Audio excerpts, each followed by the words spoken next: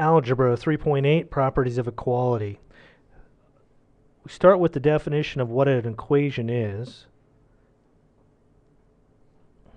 Equation is a mathematical sentence stating two expressions that are equal to each other.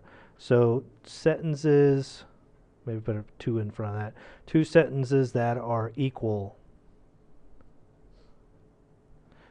So if I have A plus B equals C, then I have two sentences. Sentence 1, A plus B. Sentence 2 is C, and they are set equal to each other. And some of the problems they'll give you, they'll tell you or ask you if A equals 2 and B equals 1 and C equals 4, and they'll ask you if that's a true statement or not, and you would plug your numbers in, and you'll find out that it's not equal or it's not a true representation. They go on page 116 talking about the properties of equality chart there. I think the chart is a little confusing. Just look at the first two columns of the chart. Those two probably represent the most common sense things, but if I had a statement like x minus 29 equals a negative 58, and I'm asked to solve for that, you already know what you need to do. You need to isolate the x. But how are you going to isolate the x? Well, you know that you're going to add 29 to both sides. And so that is the property of equality or property of addition.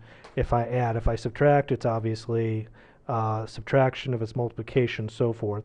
So if I have x over 8 equals a negative 34, and I need to solve for x, I would multiply both sides by 8. Some of the examples that you'll see in these exercises is going to be if I have a statement that 3 equals 2 plus 1, and then I have 3 plus 5 equals 2 plus 1, what do you need to do to balance this equation? And since it looks, this is my original, and this is my modified, obviously I added 5 to one side, and it's no longer in balance. So how do I balance it? Well, I would add 5 to the right side. And that would be my solution to that. Those statements or those examples are very straightforward. Make sure you look at the directions closely in those exercises to make sure you answer them the way they're asking you to.